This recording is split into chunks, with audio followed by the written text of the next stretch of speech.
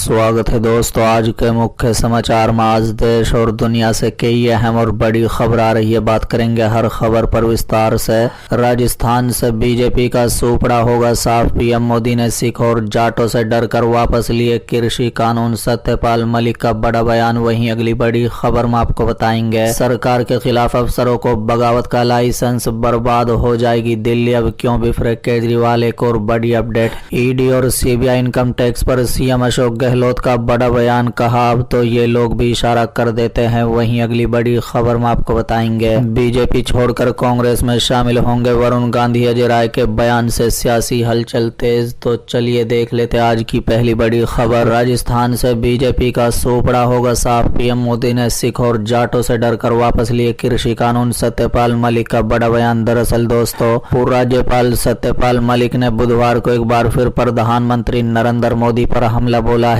बता दें कि पिछले काफी समय से प्रधानमंत्री मोदी और भाजपा पर हमलावर मलिक ने कहा है कि सिख और जाटों से डरकर पीएम मोदी कृषि कानून को वापस लेने का फैसला लेने पर मजबूर हुए थे। उन्होंने कहा है कि किसान आंदोलन के समय में इस्तीफा लेकर पीएम मोदी से मिलने गया था, मगर 5 मिनट में ही उनके साथ मेरी बहस हो गई। बता दें उस समय पीएम मोदी घमंड में चूर थे और उन्हें लगता था कि किसान आंदोलन से वापस चले जाएंगे, मगर आखिरकार किसानों को डटे रहने का कारण प्रधानमंत्री के कृषि कानून वापस लेने पर मजबूर होना पड़ा। बता दें कि पूर्व राज्यपाल मलिक काफी दिनों से प्रधानमंत्री मोदी और भाजपा पर हमला करने में जुटे हुए हैं।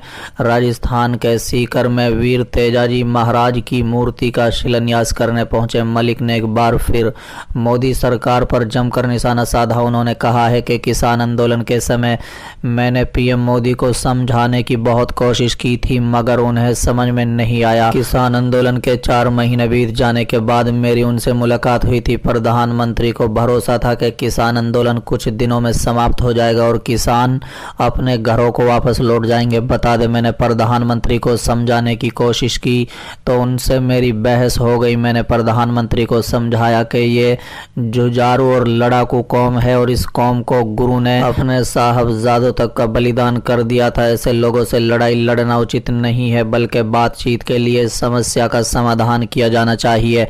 मलिक ने कहा है कि मेरे समझाने के बावजूद ये बात प्रधानमंत्री को समझ में नहीं आई।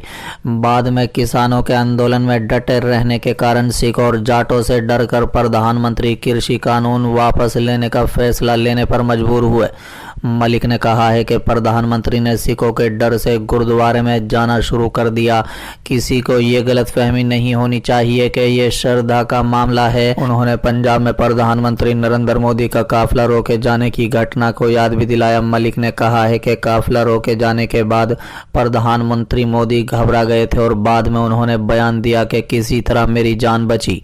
मलिक ने आरोप लगाया कि कृषि कानून वापस लेने के बावजूद सरकार ने किसानों के फसलों की उचित कीमत दिलाने की दिशा में कोई कदम नहीं उठाया। आज भी सरकार किसानों के फसलों की उचित कीमत देने के लिए तैयार नहीं है। किसानों की जमीन हड़पने की कोशिश की जा रही है और सरकार इसे रोकने के लिए कोई प्रयास नहीं कर रही है। देश में आज भी भीतर ही भीतर जोरदार लड़ाई चल रही है, मगर ये सबको दिख नहीं रहा है। राजस्थान में जल्द होने वाले विधानसभा चुनाव का जिक्र करते हुए मलिक ने कहा कि मुझे राज्य में भाजपा कहीं ना कहीं दिख रही है। उन्होंने कहा है कि भाजपा चाहे जितनी भी कोशिश कर ले, मगर राज्य में जल्द होने वाले विधानसभा चुनाव में भाजपा की हार तय है।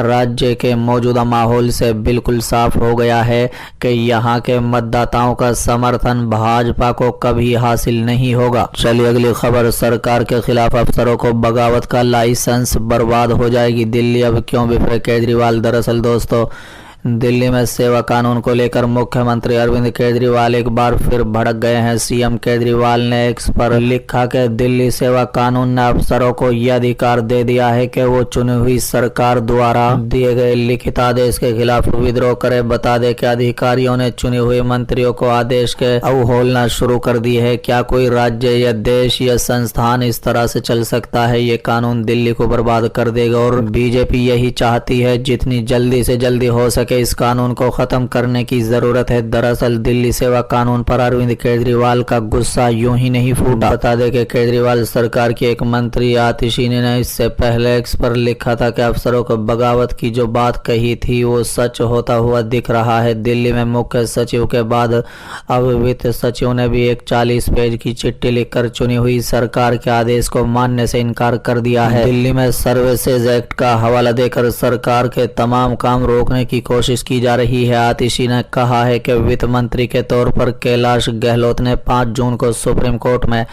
SLP फाइल करने को कहा था। ये सामान्य और डे टू डेट मैटर है, ये कोई विवादित मामला नहीं है, ये GST रिफंड का मैटर है।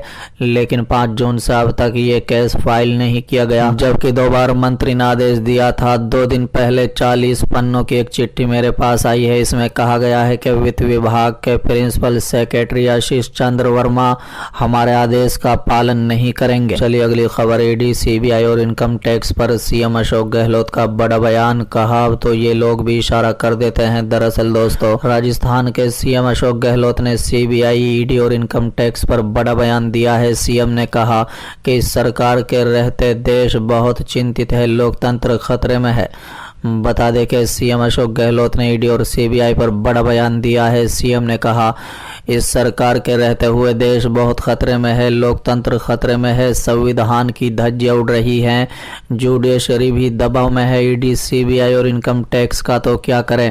CM बोले डायरेक्टर CBI, डायरेक्टर ED और अध्यक्ष इनकम टैक्स को अपनी अंतरात्मा से पूछना चाहिए कि क्या उनके ऊपर से आदेश आते हैं वो लोग घरों में घुस रहे हैं। बता दें क्या सोच के घरों में घुस जाते हैं, बिना सोचे समझे और बिना असेसमेंट के किसी के भी घर में घुस रहे हैं।